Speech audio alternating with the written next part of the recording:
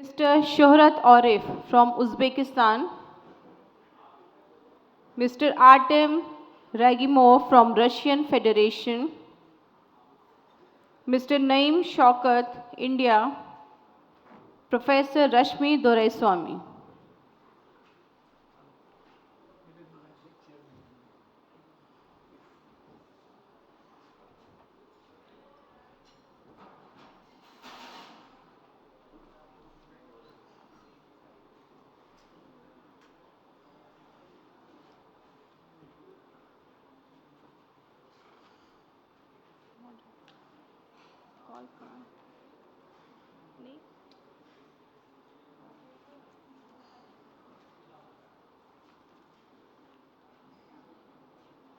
Professor Rashmi Doraiswamy, please come on the dais, ma'am.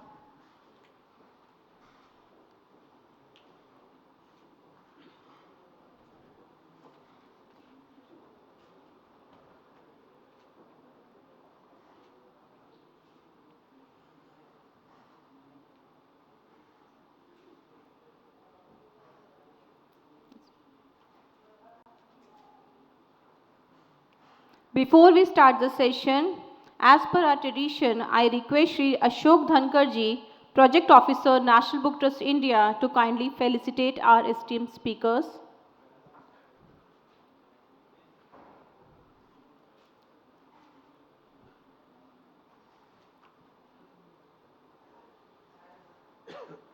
Mr. Naeem Shaukat,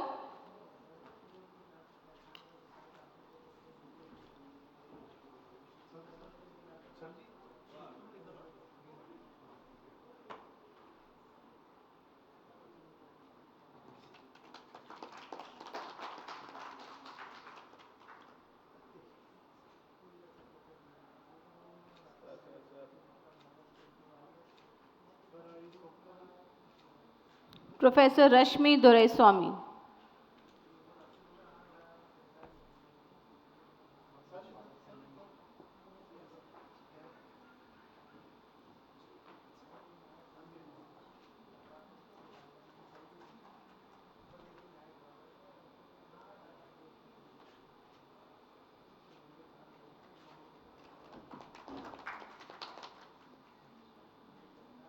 Thank you, sir.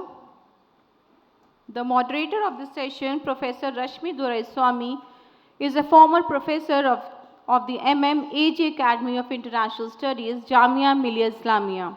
She studies Russian language and literature at Jawaharlal Nehru University. Her areas of specialization are the Soviet Union, Russia, Central Asia, Eurasia, literature, cinema, media, and culture studies. She is the author of the books Guru Dutt and Chingiz Atmato. She has been conferred the National Award for the Best Film Critic and the Dostoevsky Award. Thank you. And I request our moderator to kindly start the session.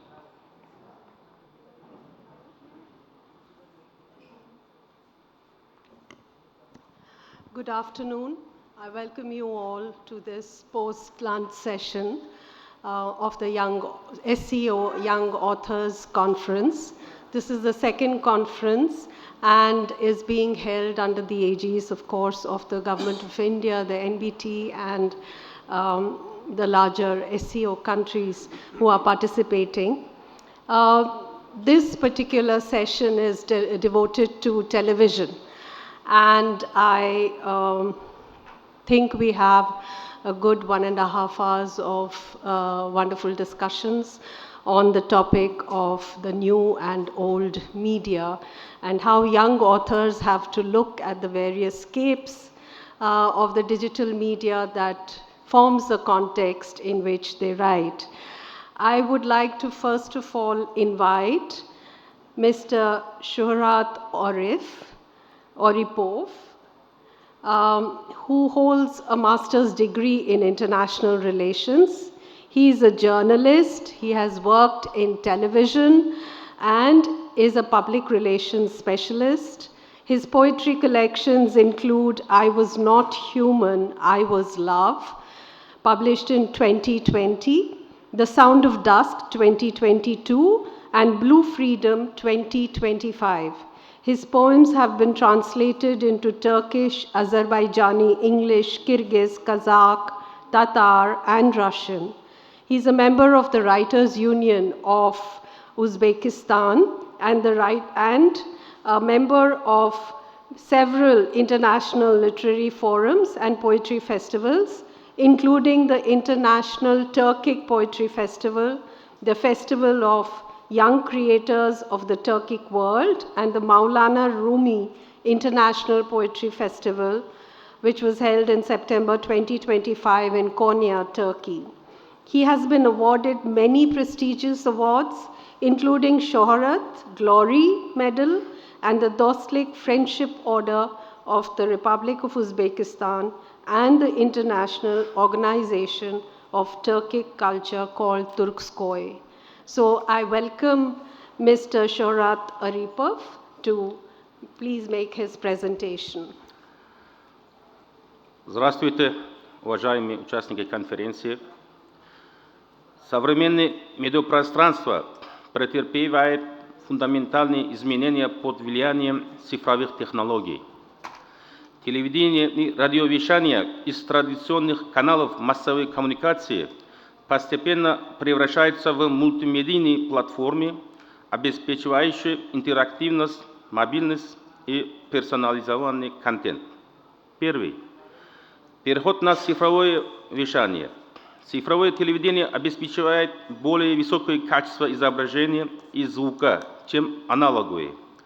Возможность многоканального вещания и дополнительных сервисов, субтитры, телетекст, интерактивные опции.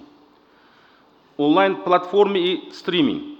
Популярность таких сервисов, как YouTube, Netflix, постепенно меняет привычки аудитории. Традиционное телевидение конкурирует с over-the-top сервисами, предоставляющими контент через интернет. Третий. Интерактивность и персонализация. Пользователи могут выбрать, когда и что смотреть. Четвертый. Интеграция с социальными сетями. Телевидение и радио усиливают взаимодействие с аудиторией через Telegram, Instagram, Facebook и другие платформы. Формируется культура второго экрана, когда зрители параллельно обсуждают передачи в социальных сетях. Современные изменения в телевидении Узбекистана. В Узбекистане реализована программа перехода от аналогового к цифровому вещанию.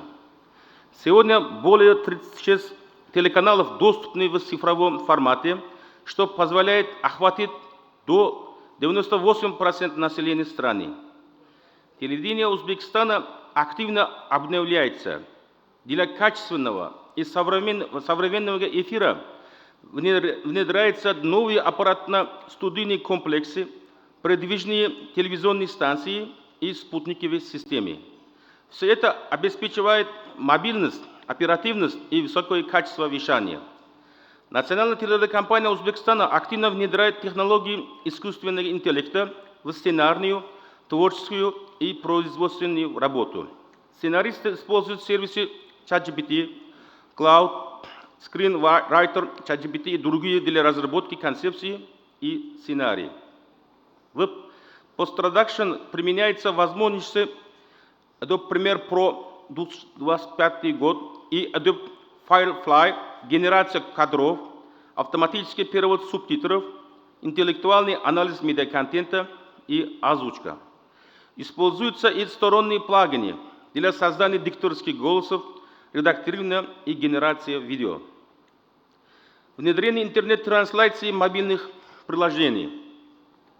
Практически все ведущие телеканалы Узбекистана имеют собственные сайты и вещают в прямом эфире через интернет.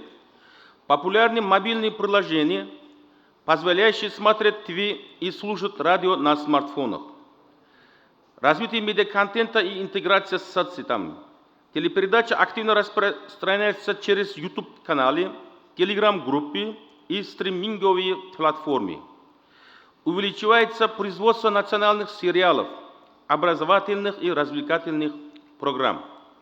В заключение хочу отметить, Цифровые технологии открывают новые горизонты для телевидения и радиовещания, делая их более гибкими, доступными и интерактивными. В Узбекистане этот процесс идет быстрыми темпами. Страна завершила цифровизацию эфирного телевидения, развивает интернет-трансляция и интеграция медиа с социальными сетями. В перспективе ожидается дальнейший рост онлайн-платформ, персонализованного контента и мультимедийных сервисов, что позволит еще больше приблизить телевидение и радио к международным стандартам. Благодарю за внимание. Спасибо.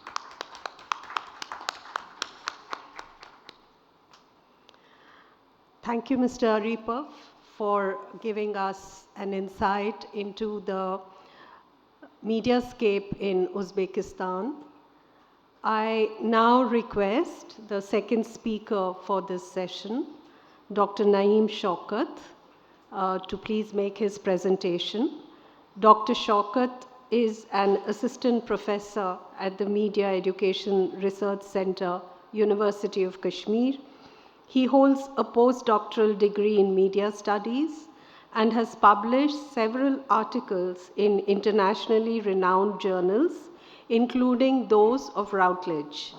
His research interests lie at the intersection of culture and communication, with a particular focus on the history of the press, as well as films and cinema in Kashmir. Dr. Naeem Shaukat. Thank you, ma'am. Good afternoon, everyone. First of all, I would like to thank NBT and SCO for having me here. I have been given a topic on television convergence. I will focus on the divergence of publics to make my point about the convergence, the impact of the convergence. When it comes to TV, I think TV has been a ritual as far as my understanding is concerned. TV watching in gathering has been a celebration. I still see TV watching as a family and social gathering. It created what scholars have often referred to as shared cultural experience and has been a source of collective memory and cultural transmission. However, the rest is still not the history. With the rise of multiple platforms and screens, the way we consumed content shifted majorly. Suddenly, shows and films were scattered across multiple platforms. Watching became non-linear, on demand, and private. The living room is no longer the only place to watch. The democratization of information reception and production has been widely debated and critiqued in scholarly literature. However, the individualization of the screens and public resulting in niche publics has impacted this ritual of celebrating TV, which itself has been an event of great significance in every house, every day, particularly during the prime time. Yet the social angle of, in the backdrop of convergence, though debatable, seems to have been majorly missing from the discussions around us.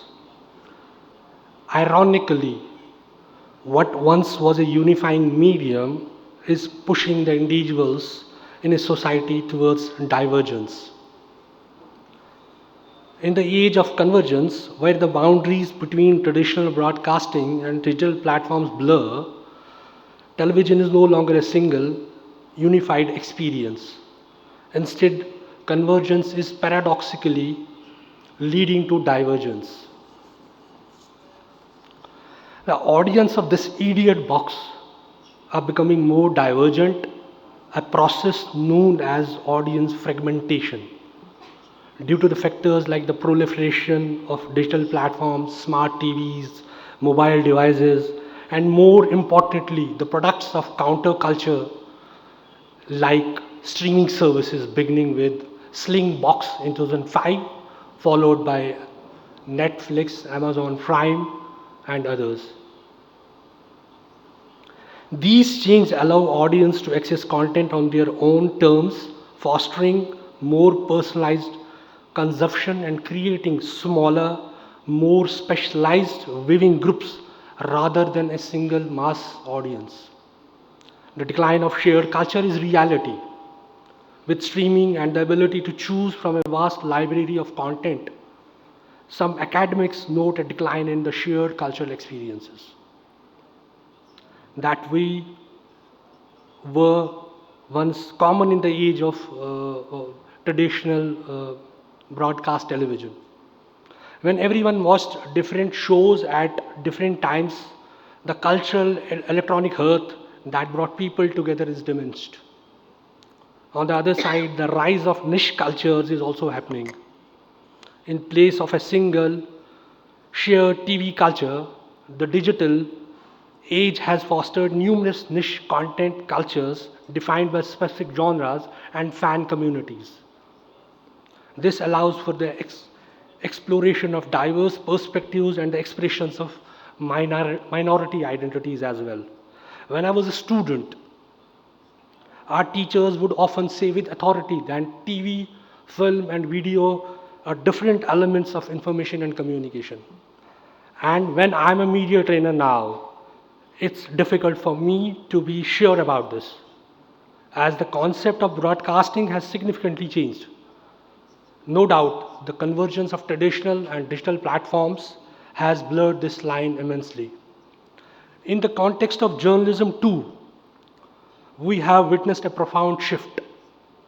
There was a time when TV served as an alternative media. You might know the history of TV. As was the case in some time, 1960s and 70s, when public saw live blood seeming more red on its screen in their drawing rooms. To our learning, education, information, entertainment, socialization, we have seen it all from this social institution. However, television is no longer bound to the television set. With the rise of digital platforms, every TV channel is a now multi-platform news organization. Bulletins are streamed live on websites, highlights appear instantly on YouTube, and breaking stories circulate on Twitter and Insta. A local bulletin in New Delhi can now be viewed in New York or Sydney in real time. Television has gone from broadcasting to narrowcasting to multicasting.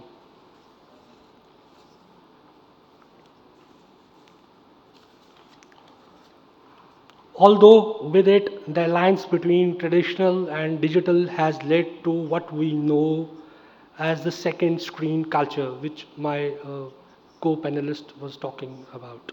It means that people really watch TV alone, they consume it while scrolling their phones, some other devices. And instead of one collective audience, we now speak to fragmented publics, though public itself is a very controversial term, each receiving news curated by algorithms. We see that history of media is the history of technology and innovations. The place shifting, time shifting, binge watching, for that matter, has made TV public oriented. Each leap from place shifting that freed us from living room to time shifting that broke the tyranny of fixed schedules to the binge watching culture of digital platforms has made television more public oriented, more audience driven. Television today is not shaped by a single form of convergence, but by multiple overlapping of layers of it, from technological convergence of multiple platforms to business convergence of concentration to professional convergence of polyvalence. Convergence also manifests in content itself. There is functional polyvalence, thematic polyvalence, and polyvalence of the media. Therefore, multimedia convergence is no longer an exception, but the rule in digital broadcasting. For example, the conventional news were generally covered by not less than 4 people: a driver, a camera operator, a technician, sound technician, and a news writer. Today, it's usual to cover the same type of news with one just multitasking journalist. In fact, the present era, dominated by AI, digital media, and online spheres, has completely transformed our understanding of media platforms, content, production, dissemination drastically, let alone TV. From print capitalism to silver screen, to TV broadcasting and online streaming in the mid of the world of screens, TV has been transformed technologically as well as theoretically. Even when European Broadcast Union in 90s faced the question of smart television's relevance, while categorizing old and new media, it came to fore that early smart TVs as a platform per se is new media. Now it's always the significant question and perspectives through TV debates shaping our consensus, but likely our confirmation bias, which is further attested by the algorithm bias. On the other side, also, it's not only about the TRPs now, it's also about the shares, likes, and other. It is evident from the history of media that the sensible TV debates, like that of from Gore Vidal and William Buckley, you might have watched those series, to walk the talk. It has been instrumental in shaping the national consensus, or for that matter, television has done a wonderful job in doing so collectively. Like film, TV production is also a collaborative art with gatekeepers intact, but there is no wall surrounding those gates in digital platforms, and content is breaching all such filters. Now, the critical question that arises is, can we still find common ground in a landscape of divergent audience? Can anytime, anywhere TV still generate shared meanings in a world increasingly defined by personalized and difference? I will stop on these questions. Thank you for bearing with me.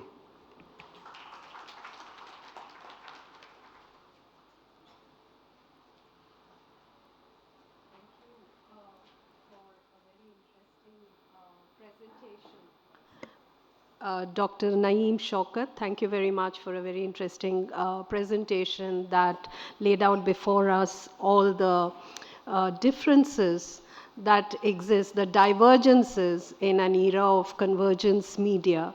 And he looked at the divergences from the point of space, time, meanings, polyvalency, and so on. It was a very interesting presentation. Thank you very much.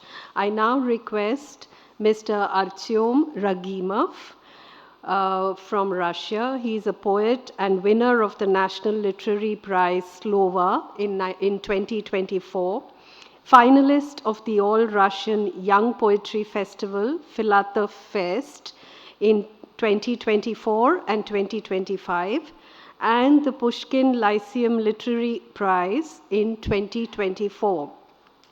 An artist of Vlad Malenko's Moscow Theatre of Poets, he has been published in many Russian literary magazines, including Siberian Lights, Floating Bridge, and Literary Gazette.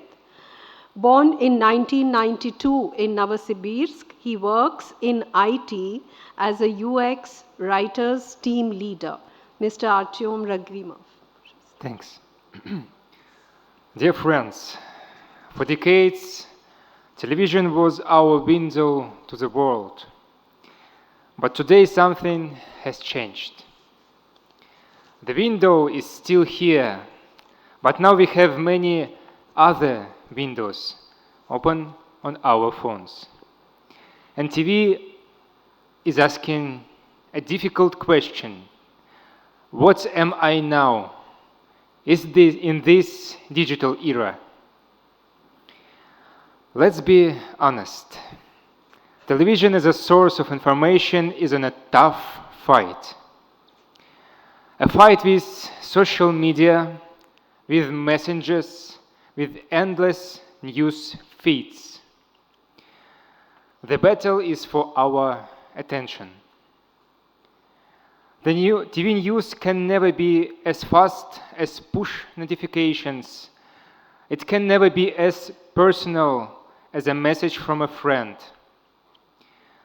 So what is the television's answer? Often it tries to be just louder, more dramatic. But is that a winning strategy? I don't think so. And yet, here comes the paradox. Television in digital era and the digital media are not only rivals, they are partners too. Today, the evening news is live tweeted, a TV show trends on TikTok, a broadcast becomes a YouTube clip. That is convergence in action. Because the television itself has changed. It's no longer just a box with channels. It's a big connected gadget. Think about it. We don't just watch TV anymore. We choose a film on Netflix. We stream a concert on YouTube. We rewind, pause, comment, share. The power has shifted. Today, the person with the remote or with the phone is the real director. We don't watch what the channels offers. We watch what we want. And the convergence goes deeper. Smart TVs now integrate streaming apps, social feeds, recommendations. The line between broadcasting and digital is blurring. We no longer switch between them. We experience them together. This story feels familiar. It happened before. Let's remember radio. Radio was once the main source of news. News, weather, stories. And then television came. Did radio die? No, it's not. It transformed. It found new strength, music, shows, background presence. It became the soundtrack of our lives. And here is the difference. Radio competed with TV, but television today doesn't only compete with digital, it merged with it. It streams, it tweets, it goes viral. This is not replacement, this is convergence. So what is the future of television is in this new ecosystem? It could become just another gadget, another platform for quick clicks and instant hits, or it could choose a nobler mission, to be the space of depth. In an ocean of short videos, television can be slow media, a place for serious documentations, place for serious documentaries, for cultural debates, for real journalism. The big screen is made not for scrolling, but for immersion. So the convergence of traditional and digital broadcasting is not the end of the television. It's a chance for TV to reinvent itself, not by rejecting digital, but by working with it, to become once again a great intelligent window to the world. Thank you. Спасибо.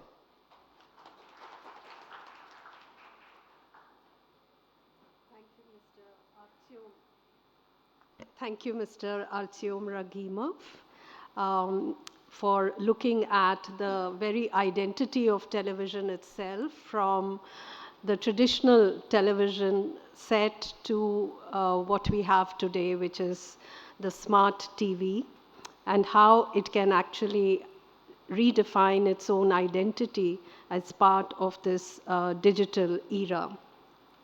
I now request the discussants to give us their insights on the papers that have been presented. I first request Mr. Tushar Rishi. He is a PhD scholar and senior research fellow at the Center for English Studies, Jawaharlal Nehru University, New Delhi. His research focuses on the intersection of form and literary thought in Coetzee's novels. His novel, The Patient Patient, 2016, was shortlisted for the Best Debut English Novel at PILF, Pune. I request Mr. Tushar Rishi to please make his comments.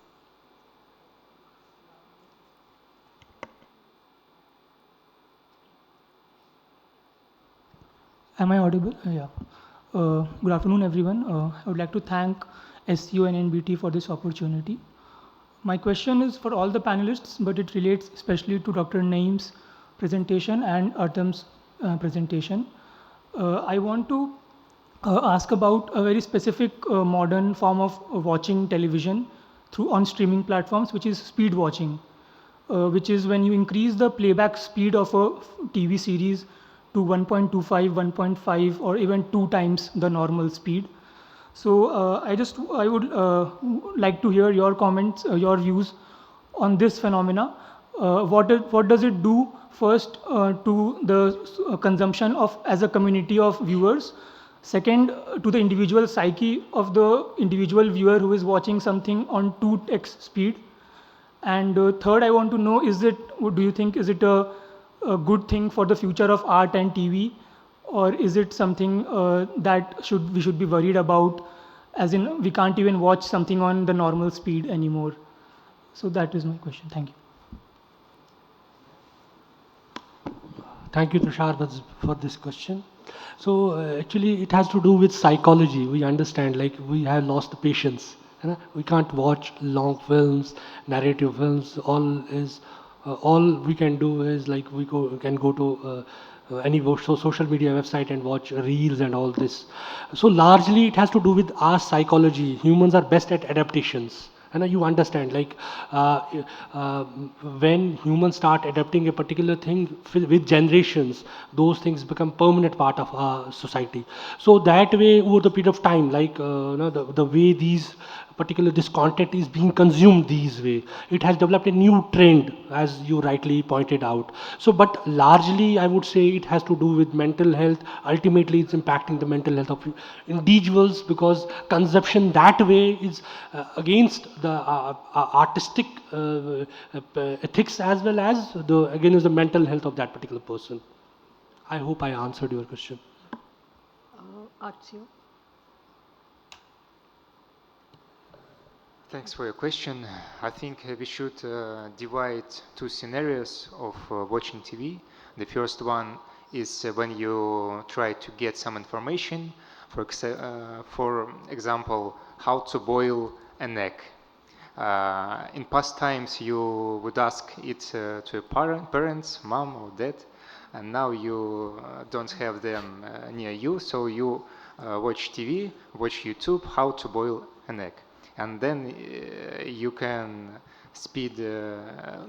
change the speed to understand it faster, because the water is boiling already. And the second scenario is when you try to relax. And as for me, I never maximize speed. I watch series, watch films as they was made. But I think it's a form of addiction when you try to watch more series in one day just because you are curious and you can't stop. Okay, I understand you. So that's why people do this.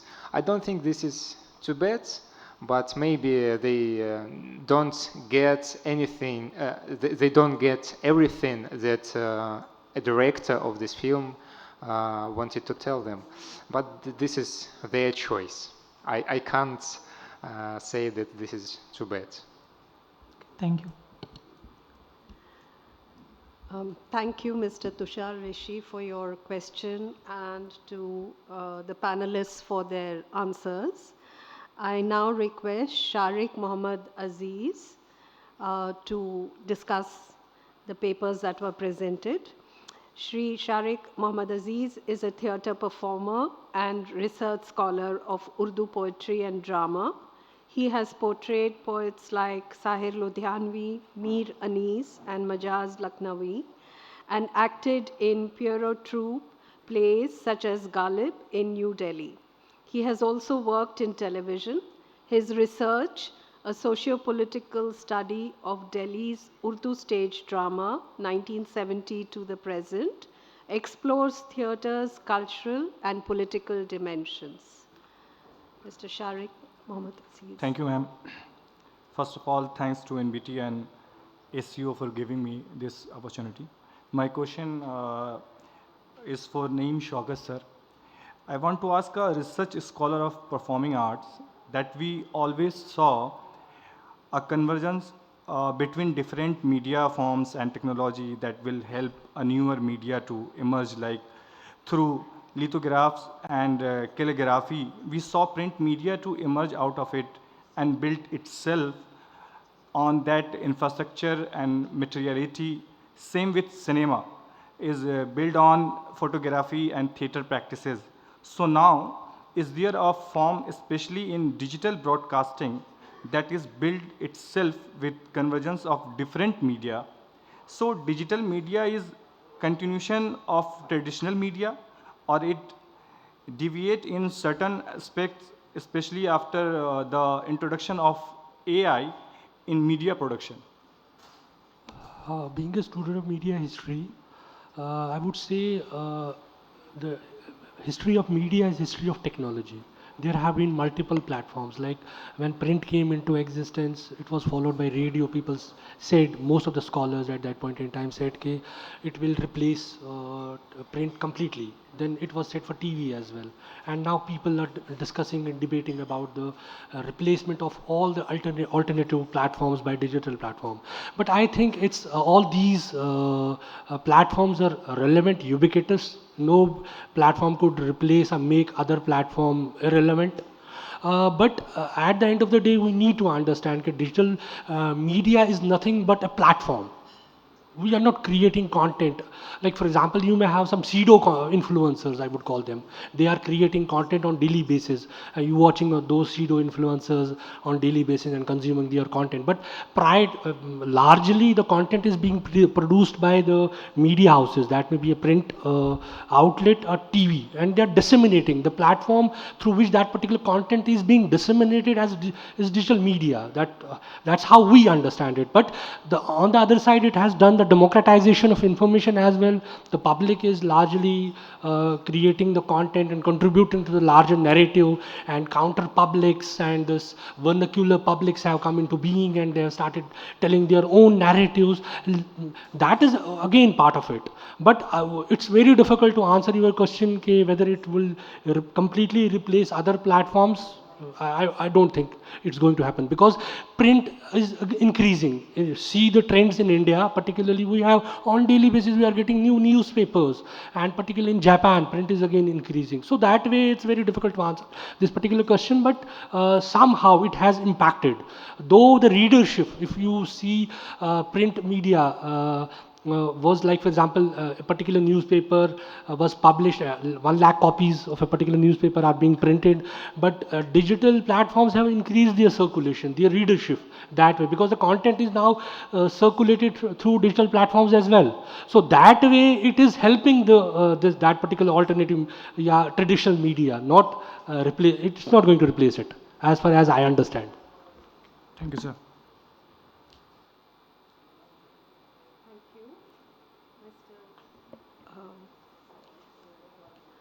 Shaukat. The third discussant and final discussant for the papers presented in this panel is Shri Piyush Kumar. He is a UGC Senior Research Fellow at the Social Science and Humanities Department, IIT Delhi. His research interests include journalistic transitions, media policy, and digital politics. Piyush is an MA in Media Governance from Jamia Millia Islamia. He has previously worked in the policy domain as a faculty member at the Indian Institute of Mass Communication and the Delhi School of Journalism, University of Delhi. Mr. Piyush Kumar. Thank you, ma'am. That is Triple IT Delhi, not IIT, but thank you for that.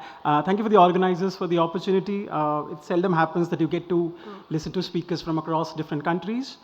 One of the things that we often hear, I mean, one of the first things we hear as media scholars is that the media landscape of any society or any country is as much a product of state policies and socio-political contestations that emerge.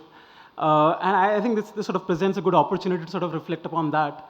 And I have a question each, a couple of them actually to Dr. Naeem and one each to other speakers. And I'll start with, in the order that the panelist spoke. So I'll start with Mr. Shuhat, and you spoke about the opportunities and the possibilities that digital presents. And I just want to sort of also come to, to ask that in terms of how state has sort of looked at these possibilities, because there are also these anxieties emerging of the way media landscape would evolve in any society.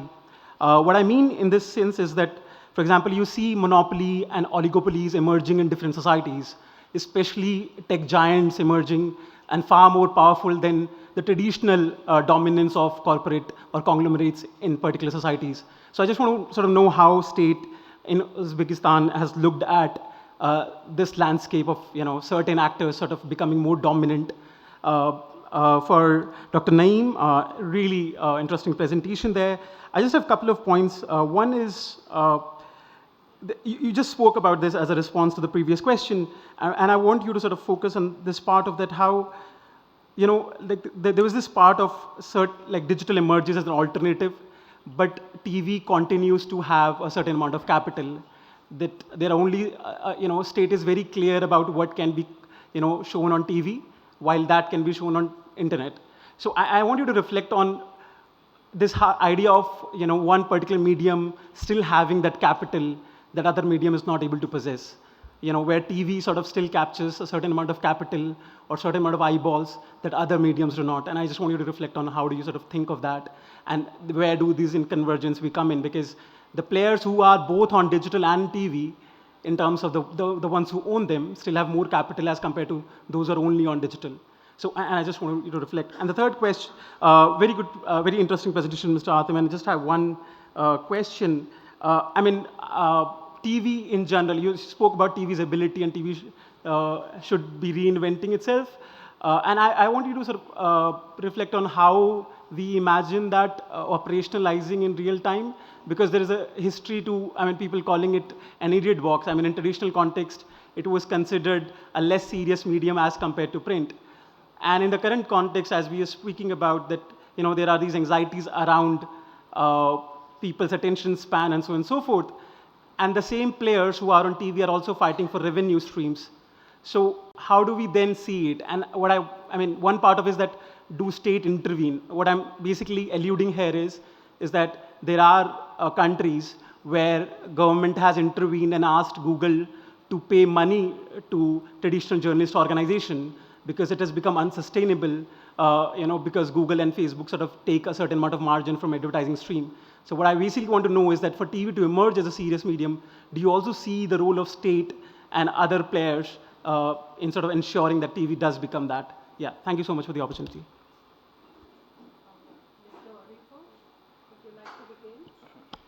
Спасибо за вопрос.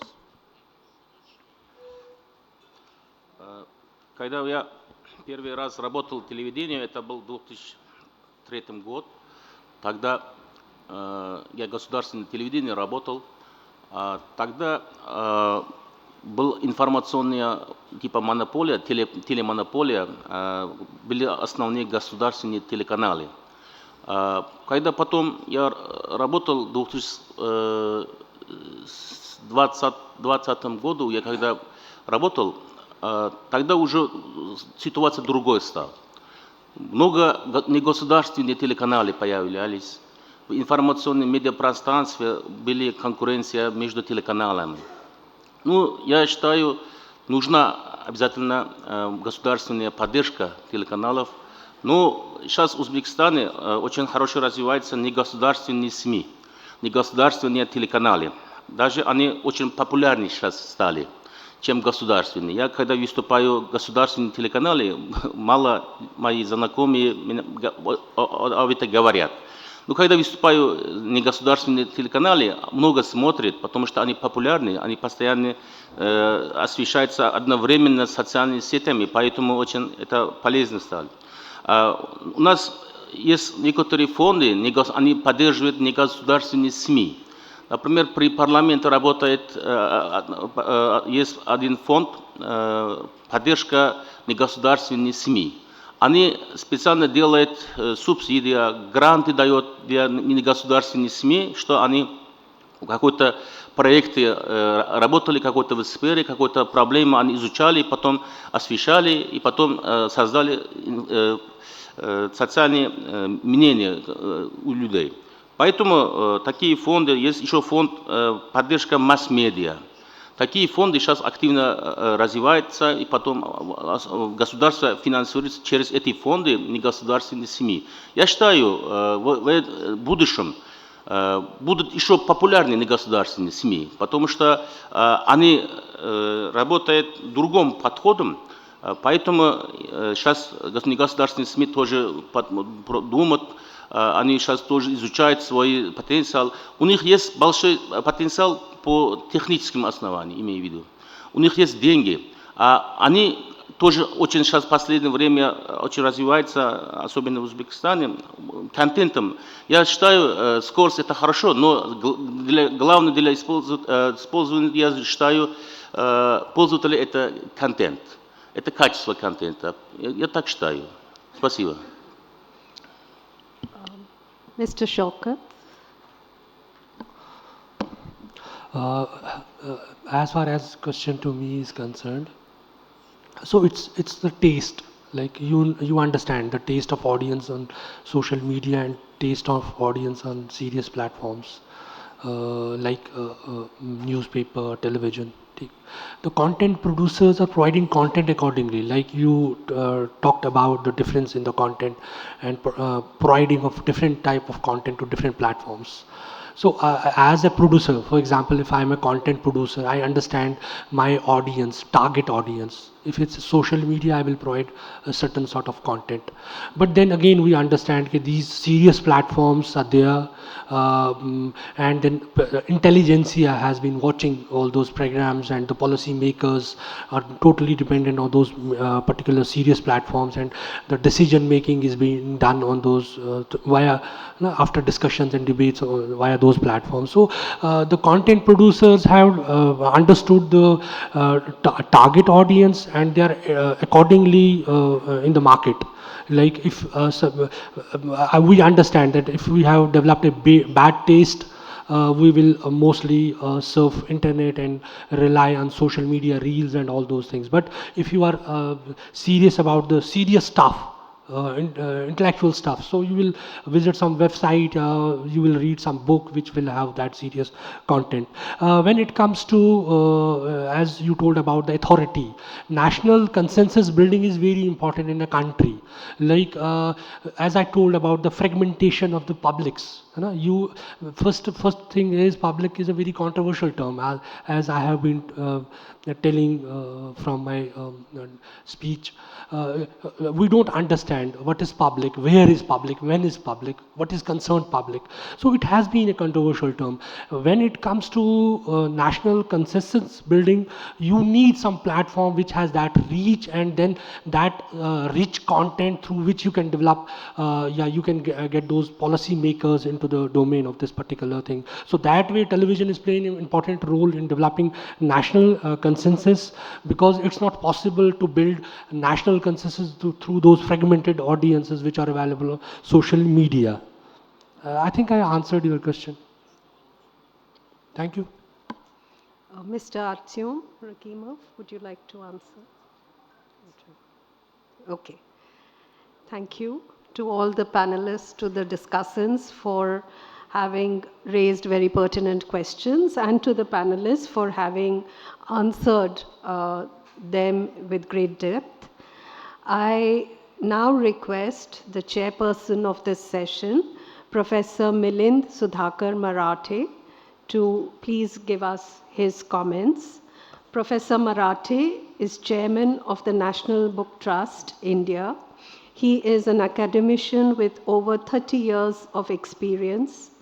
Earlier, he taught electronics engineering at the University of Mumbai. He has authored books, research papers, and contributed to NEP 2020 with NCRT, and served as an education administrator in various capacities. He focuses on promoting a vibrant reading culture through books and digital content, recognizing the evolving habits of the younger generation.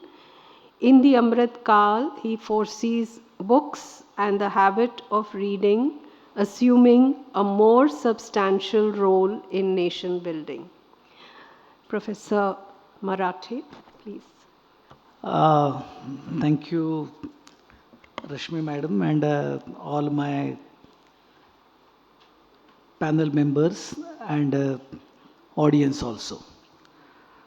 Now the topic was television, but specifically traditional and digital broadcasting, because there is a transformation from traditional broadcasting towards digital broadcasting.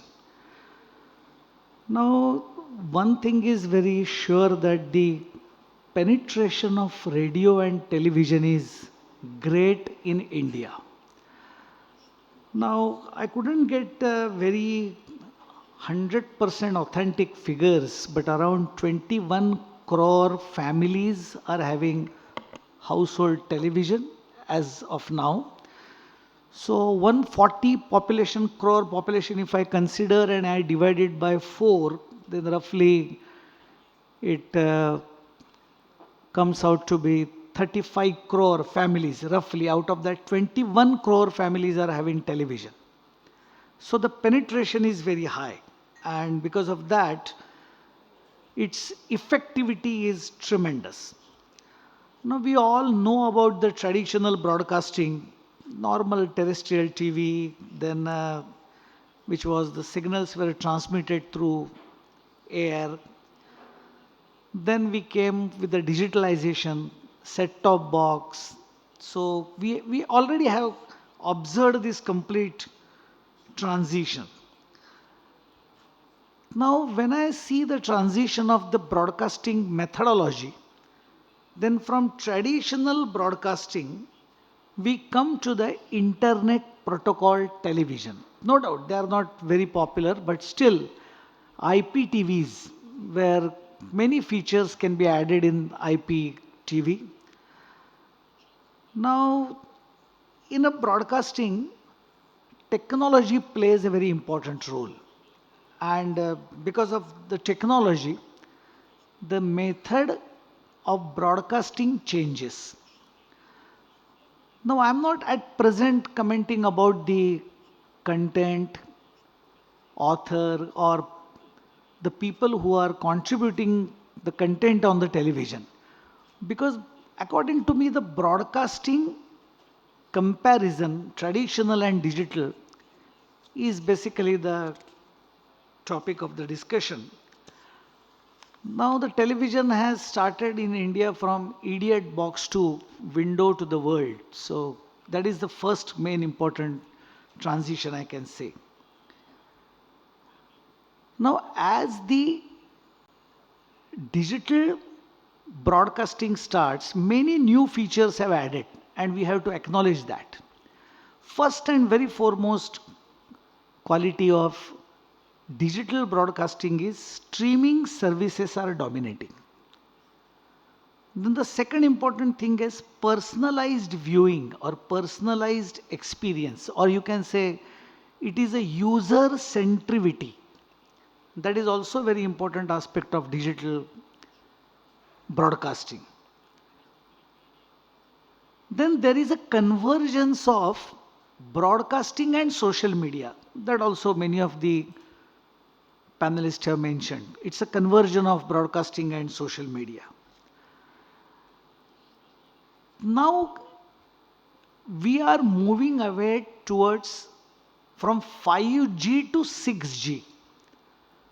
All of us have seen 4G, 5G, and now it is expected that within a span of another 5 years, in few selected cities in India, and in another 10 years across India, 6G network will be in place. Now just to give a small idea about what you mean by 6G network, first is its speed will be very, very high. And in terms of technology, I can say it's 1 terabyte per second. That is the speed. Then another very important aspect of 6G is low latency. What do you mean by latency? When there is a digital packets are sent from source to the destination, it is the time calculated by a packet to travel from source to destination by a digital packet. That is the latency. Now if I go back to 4G, its time was 20 to 70 milliseconds. That is 1 second into 10 raised to minus 3. When it goes to 5G, it was 1 microsecond. 1 millisecond. Again, 1 into 10 raised to minus 3. And when it will go to the 6G, it will be 1 microsecond, 10 raised to minus 6.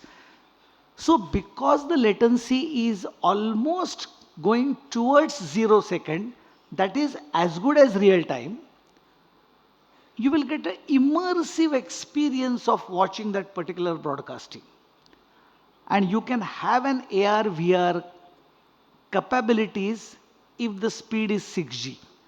So that experience will also be a very great experience. So I feel that these will be the future broadcasting directions. Now one another important aspect I would like to say is, nowadays television is a window to the world, as Archem Manoj has said. Now whenever it is called as a window to the world, it is taking care of number of aspects of the individual or the needs of an individual. For example, predominantly entertainment, no doubt about it. But in addition to the entertainment, it takes care of news, information, awareness, education. Now, as far as the education is concerned, we know that the Swayam Prabha and PM E-Vidya, which is very popular in India, and it has served like anything as a dedicated channels for education purpose. And because the penetration of TV is great, education is also a very important purpose. So I feel that the broadcasting methodology is changing, transforming very fast from analog to digital, and it is bound to happen. In another 5 years, there will be ultra reliable, low latency communication. URLLC. Many of you must have heard of it. Now, when such things are changing, there is a need of government policy. Somebody has raised the question about the government policy in Uzbekistan. Now, as far as the India is concerned, I will request all of you to Google it. It's the National Broadcasting Policy NBP 2024, and you will get number of aspects. Second, the government of India has come up with a bill also, and that bill is Broadcasting Services into bracket Regulation Bill. When I went through the bill cursorily, not in depth, I could get 4 important aspects of that bill. So how the governments are trying to control or regulate the broadcasting scenario of the country. First, they are talking about the Indian culture, predominance of Indian culture, point number 1. Point number 2, adopt new technological advancement as far as possible. Go for adoption of new technological advancement. Third, administrative, unified licensing. And fourth, very important, and for me it is a very shocking also, but very important, and that is to create a credible audience measurement system. That is also very important because it will give you a feedback. At present, according to me, there is no standard credible audience measurement system. No doubt, there are electronic gadgets. They will tell which channel you are watching frequently, but they are not very credible. So these are the 4 important aspects of the government policy. And so I think that in another 5 years, we will get a very new, immersing experience of watching television. And definitely, it will be both the type of broadcasters, broadcasting methodologies will be partner. That is the traditional and digital. Thank you. Thank you very much. Thank you, Professor Marathe, for a very, very insightful presentation as the chair, bringing into focus the changes that have occurred from traditional to digital television and what the future holds in terms of technology, policy, and so on.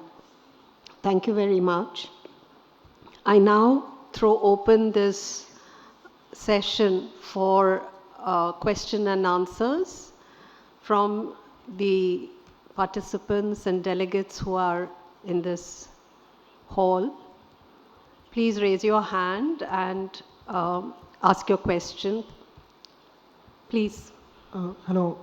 My question is to Dr. Naeem. So we have observed that, with all other forms of entertainment available, in all digital platforms, the only thing remaining in television is prime time news and live matches. Now the live matches are also available everywhere, right? Which means that the prime time news is the ultimate, reason for gaining TRP so that people keep on watching television, right? Now, what does it mean for news information in television if everything is very sensationalized, right?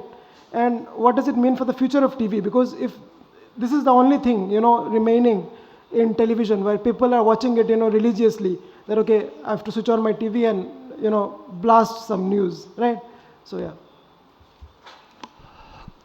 We live in an age of information overload. Like there were times when there was scarcity of food. People used to consume fats to keep themselves alive for long. But then times came, mass consumption and mass production era came. Now we are very choosy what to eat and what to drop.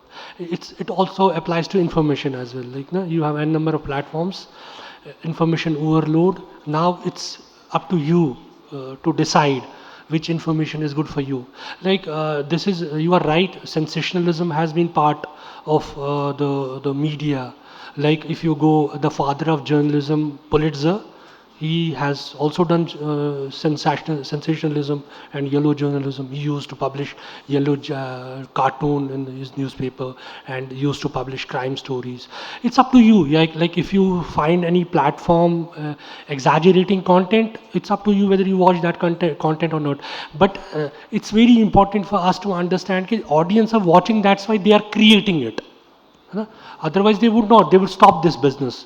But when people are into it, and then again, important objectivity is very easy to maintain. You, as an audience, can also check. Like objectivity is nothing. It's a process of verification and re-verification of information. Like for example, if there's some debate going on, and after understanding the debate, you came to the conclusion that he is exaggerating, you can switch off. You can't take that person seriously. It's up to you. It's up to the audience as well. Like we can't stop that particular person for doing a debate on something and exaggerating claims, because you understand we live in a country, we have freedom of speech and expression under Article 19(1)(a). We can't violate it that way. But it's up to me. Self-regulation is my job as a journalist. I have to do this. I don't have to exaggerate. If I'm exaggerating, I'm violating the code of conduct which I'm supposed to maintain at that point in time. I hope I answered. Thank you, sir. Thank you. Any other questions? Hello. Hi, I'm Khushi Atolia. My question is to all the presenters here. So we've been talking a lot about convergence and free choice and control over whatever we are consuming as audience, right? But I think along with convergence, there has been a lot of phasing out as well.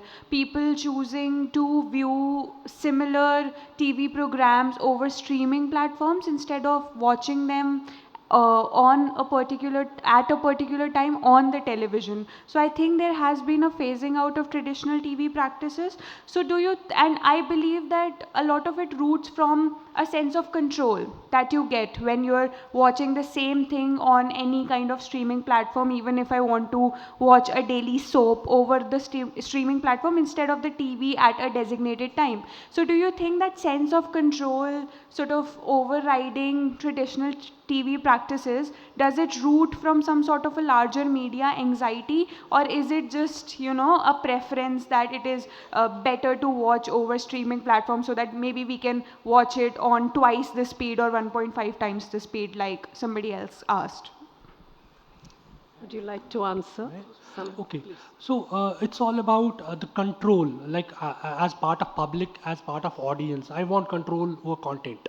Like the simple difference between old media and new media, which I was referring in my speech as well. European Broadcast Union in 90s gave a simple definition. If you are able to manipulate the content on a particular platform, that platform is new media. Otherwise, it's old media. Simply, if you can record a program, I was talking about the time shifting and place shifting. If you want that authority and don't want to stick to a traditional TV set, you will enjoy it. It's all about your control, your preference. Like if that cultural experience we are talking about, like TV as a ritual, which has been a very important element of cultural transmission, particularly in our country with very diverse culture. So like we remember Shole's dialogue because we have witnessed that Shole film in a family, in a gathering. That's why that's our collective memory. We have developed that collective memory through a particular platform. So those platforms are that way very important. I hope I answered your question. I would like to add that in olden days when we also have television in my home first time, at that time the broadcasting was from 7 p.m. to 11 p.m. Because the professional timing in Mumbai was around 9:30 to 5:30 office timing and around 1 hour travel time, people reached to home at 7 p.m. by and large. So definitely it was from 7 p.m. to 11 p.m. Now, as you are saying that people are watching on live streaming the same program which is on television, the only reason is convenience, according to me. Because now the professional time, the businesses, business models, they have changed and no standard 10 to 5 type of a professional activity is limited to. And so different professionals need different timing for watching the things they want to. And you must have observed that in television also they have realized it, and so there are number of times retelecast is also there. So retelecast and watching at my will and wish on the streaming platform, I think it's purely a convenience of the user, and that has enabled because of the technology. So that is the only idea I feel that this should be there. Mr. Shorat Orif, would you like to contribute? Mr. Artyo? I'll try to be short. The sense of control is extremely valuable, but we shouldn't. We should remember that we live in society, and some of our choices are made before we understand that we made this choice. For example, everybody watched Game of Thrones. You can't just say, I don't want, I will not watch it. Many people watch this because of their friends, because of other people. So this is a discussional question, and I don't know, don't think that we have one straight answer for this. It takes many time, I think. Thank you to the panelists. Any other questions?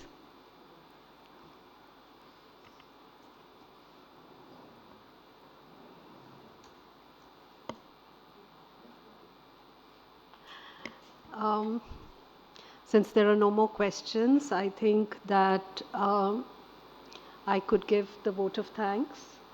I would first of all like to thank NBT, SCO, and the Ministry of Education, Government of India for having organized this very important conference, the second Young Authors Conference for the SCO.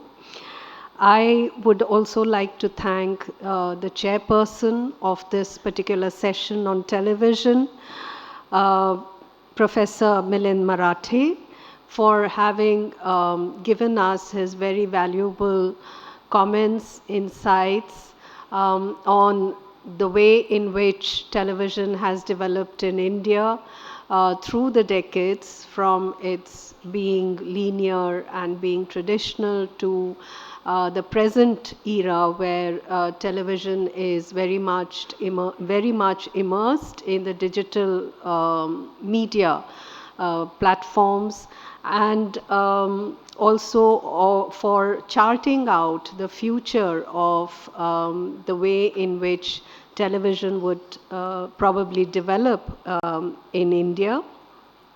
Thank you, Professor Marathe.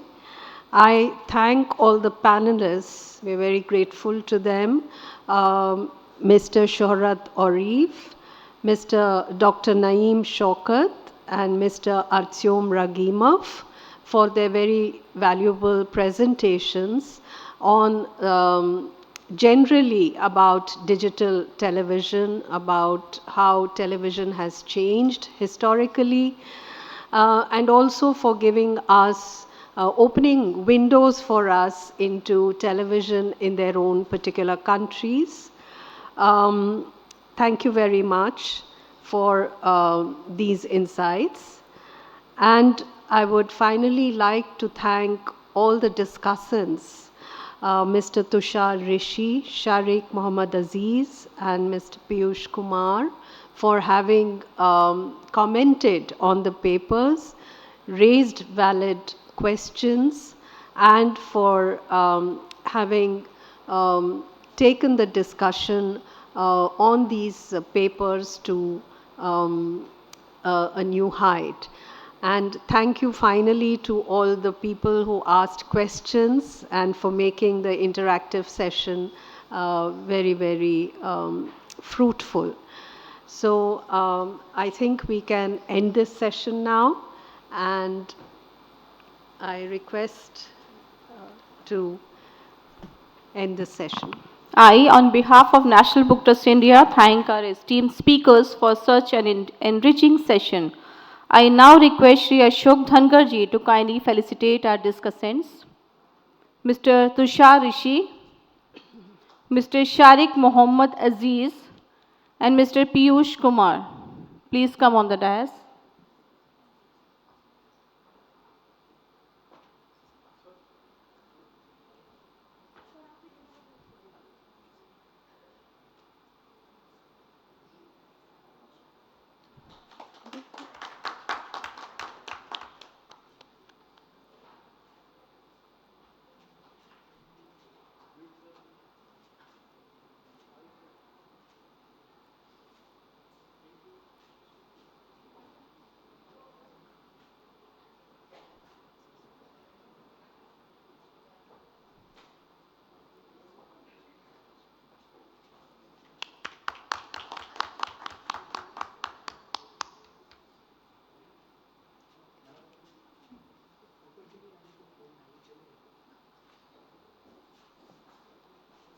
I request all the discussants to please come on the dais for a group photograph.